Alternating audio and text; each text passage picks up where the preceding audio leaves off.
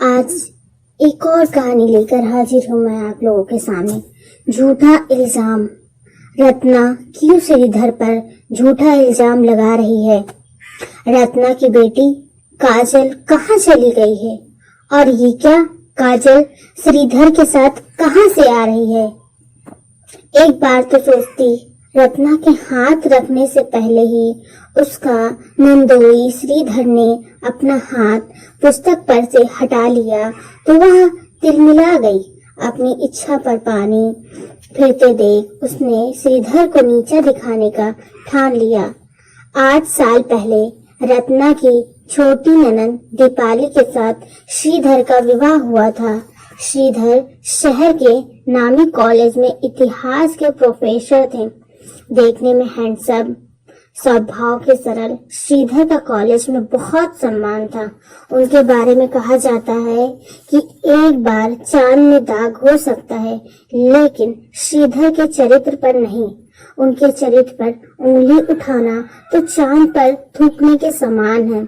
शादी के बाद श्रीधर जब भी अपने ससुराल आते तो रत्ना उनकी खूब खातिरदारी करते।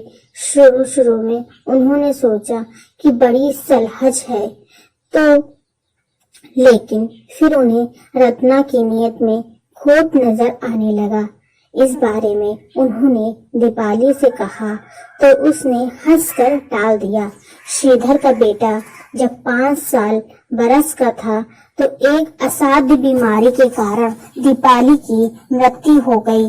घर में माँ और छोटी बहन थी, इसलिए उन्होंने दूसरे विवाह के बारे में सोचा नहीं। जब भी समय मिलता तो वे अपने बेटे को लेकर ससुराल आ जाते ताकि वह अपने ननिहाल वालों के साथ समय बिता सके।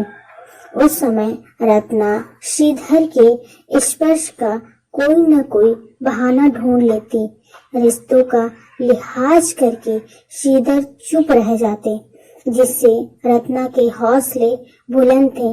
आज फिर से जब श्रीधर ने उसे हताश कर दिया तो उसने अपने पति से कहा कि आपकी बहनों की नीयत ठीक नहीं है। वे जब भी यहाँ आते हैं तो गाहे बेगाहे मुझे छूने का बस भी करो रत्ना।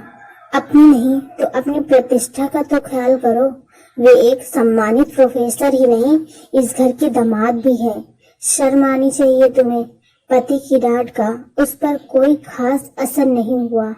कुछ दिनों बाद यही बात उसने अपने सास से भी कही, लेकिन सास ने भी उसकी बात अनसुनी कर दी, क्योंकि उन्हें अपने दामाद पर पूरा भरोसा था।